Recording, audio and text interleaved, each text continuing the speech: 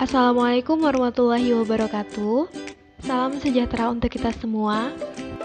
Perkenalkan, kami dari kelompok 4 yang beranggotakan Brilianti Oktavia, Jihan Nabila, dan Zuhrufi Aulia.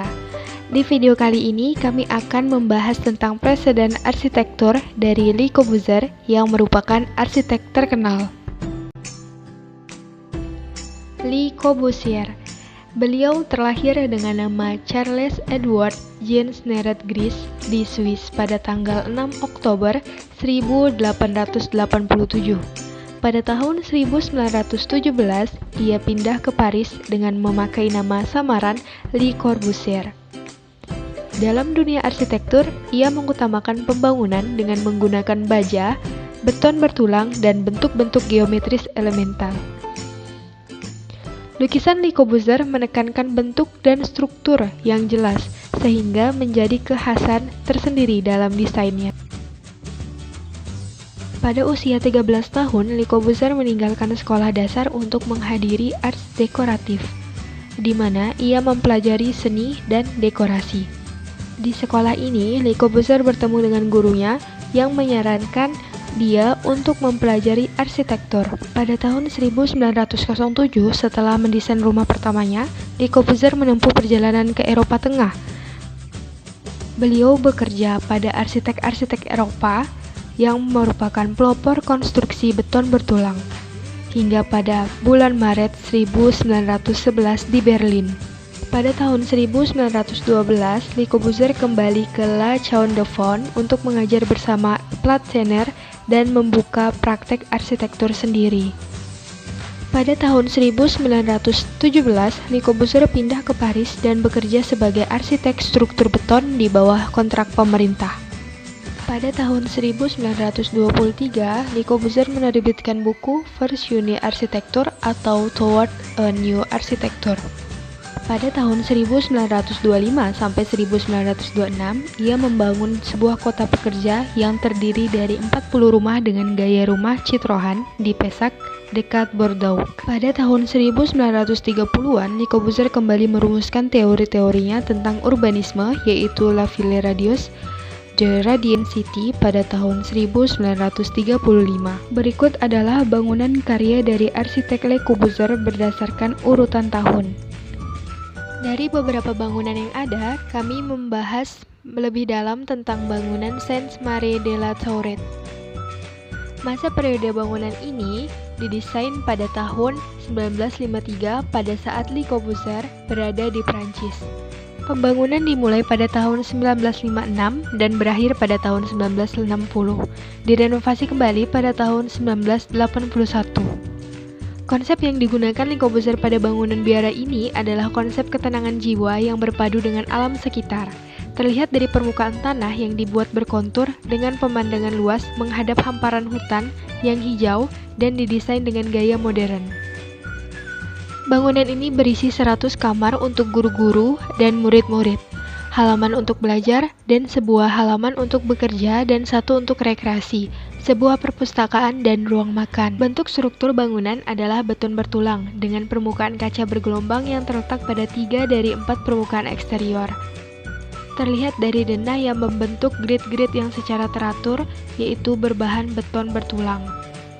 Untuk pencahayaan alamiah pada bangunan ini, cahaya alami masuk di jendela bagian depan, serta masuk dari bagian lubang-lubang yang di atas bangunan. Bentuk denah kepotongan, adanya kolom di bagian bawah bangunan menjadi kolom struktur yang mengangkat bangunan. Analisis denah ketampak. Bentuk denah persegi panjang yakni terlihat sama persis pada tampak yang berbentuk persegi yang disusun dari bidang tegak lurus dan hanya saja beda pada ketinggian pada beberapa bagian. Unit terhadap keseluruhan bangunan, unit model ruang denah yang simetris. Bentuk analisis geometri, bentuk dasar geometri ialah persegi dan persegi panjang. Rata-rata bangunan ini memiliki sumbu yang simetris, yang juga bisa disebut sebuah benda atau objek apabila kedua bagian yang berhadapan terhadap garis tengahnya sama persis, garis tengah itulah yang disebut garis yang simetris. Analisis hierarki, pola lantai dan jendela berulang pada setiap lantai dan memiliki bentuk penyusunan hierarki pada setiap denah lantai. Dari hasil analisis, sirkulasi di bangunan ini adanya sistem sirkulasi menggunakan sistem sirkulasi linear dan radial.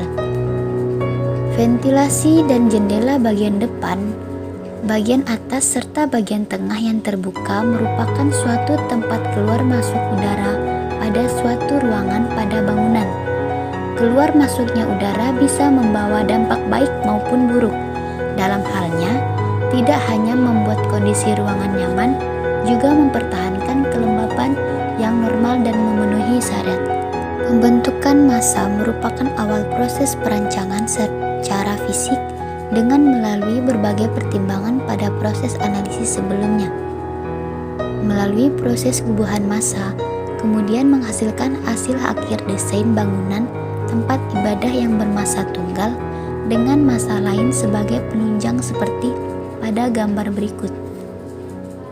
Adanya pola-pola konfigurasi adalah pola yang menggambarkan distribusi relatif bagian-bagian dan merupakan tema untuk merancang ruang dengan mengatur kelompok ruang dan bentuk. Konfigurasi pada bangunan ini pada sisi fasad yang memiliki pola teratur. Adanya pola-pola di setiap kaca maupun jendela yang tegak lurus dan hampir sama setiap sudutnya. Selanjutnya ada progres atau kemajuan. Bangunan ini termasuk bangunan yang sangat padat dan sedikit terlalu berantakan. Adanya bukaan jendela yang sangat besar sehingga udara dapat banyak masuk dalam ruangan tersebut. Hasil deskripsi di atas dapat dilihat bahwa bangunan ini memiliki progresi yang cukup baik pada zamannya. Yang terakhir, reduksi. Reduksi adalah miniaturisasi dari keseluruhan atau sebagian besar bangunan.